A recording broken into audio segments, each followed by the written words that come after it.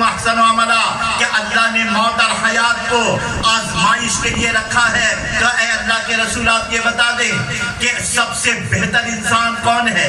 تو میرے آقا نے فرمایا سب سے بہتر انسان وہ ہے جس کی عمر طویل ہو.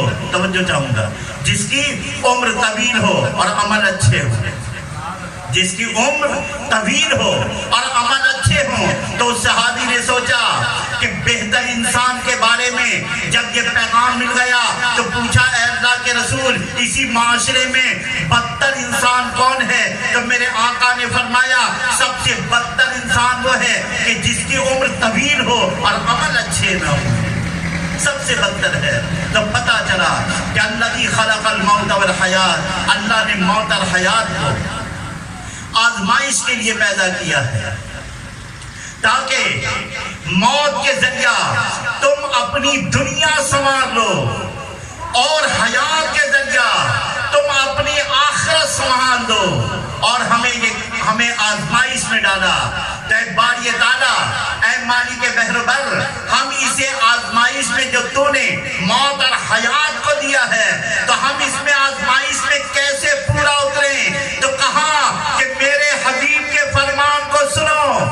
جب آقا جان رحمت صلی اللہ علیہ وسلم کے قرب و جوار کے لوگوں نے، اہل قریش کے لوگوں نے، اہل قریش کی عورتوں نے، مردوں نے، جوانوں نے جب میرے آقا جان رحمت صلی اللہ علیہ وسلم کو بلایا اور عرض کیا کہ اے محمد اب بھی کچھ نہیں بگڑا ہے. ارے جو دین آپ چھوڑ کے چکے ہیں، اپنے آبا کا دین، اپنے اجداد کا دین، آؤ اسی دین کی طرف ہم بلا رہے ہیں. ارے اسی ماحول میں بلا رہے ہیں، اسی سوسائٹی میں آپ کو دعوت دے رہے ہیں. جب اللہ کے رسول اہل قریش کی طرف قدم بڑھایا تو اللہ فرماتا ہے اے حبیب ان ماحول میں جا کر آپ اعلان کر دیجئے کہ قل ان صلاتی و نسکی و محیایا و مماتی للہ رب العالمین. تو اللہ کے رسول نے کہا کہ سنو، تم جس بتوں کی طرف بلا رہی ہو اور بلا رہے ہو سن لو. ارے میرے بارے میں تم کیا جاننا چاہتی ہو؟ ایک بات سن لو کہ قل ان صلاتی، اے حبیب اب کہہ دیجئے بے شک میری نماز، میری قربانی، میری موت، میری حیات للہ رب العالمین، اللہ ہی کے لیے ہے. یہ پیغام جب آ گیا تو اب جو لوگ اپنی موت کو، جو لوگ اپنی حیات کو سنوارنا چاہتے ہیں وہ اسی بنیاد پر، اسی نقطے پر آ جائیں کہ ان کا ہنسنا خدا کی رضا کے لیے ہو، ان کا رونا خدا کی رضا کے لیے، ان کا ملنا خدا کی رضا کے لیے، ان کا چلنا خدا کی رضا کے لیے. اور جب اللہ والوں کی شان یہ ہے وہ جب بولتے ہیں تو اللہ کی رضا کے لیے، خاموش رہتے ہیں تو اللہ کی رضا کے لیے، جب کھاتے ہیں تو اللہ کی رضا کے لیے، جب پیتے ہیں تو اللہ کی رضا کے لیے. تو جب آپ اللہ کی رضا کے لیے اپنا ہر عمل، اپنا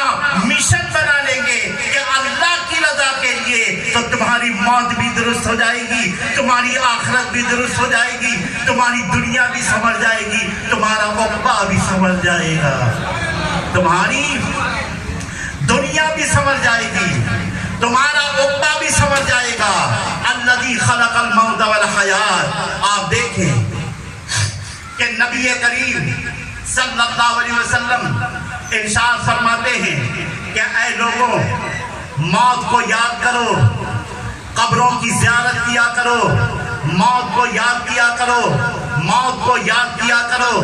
میں چکر میں پڑ گیا کہ اے اللہ کے رسول بڑی چھوٹی سی بات ہے، آپ فرماتے موت کو یاد کرو، موت کو یاد کرو. ایک بزرگ فرماتے ہیں اس فرمان رسول کے اندر پورا سمندر اللہ کے رسول نے کوزے میں ڈال دیا ہے. اگر کوئی شخص موت کو یاد کرتا ہے تو موت کے یاد کرنے کی وجہ سے وہ دنیا سے کٹ جاتا ہے. جب وہ موت کو یاد کرتا ہے اس کے عمل اچھے ہونے شروع ہو جاتے ہیں. اس لیے کہ جو لوگ موت کو یاد کرتے ہیں ان کے سامنے ایک چیز ہے کہ ہمیں مرنا ہے اور اللہ کی بارگاہ میں پیش ہونا ہے. جب یہ تہیا کر لیتے ہیں تو وہی لوگ موت کو یاد رکھتے ہیں. اور جو لوگ موت کو یاد رکھتے ہیں، آپ دیکھیں موت سے دو لوگ ہوتے ہیں، دو ایسے ایسی جماعت ہے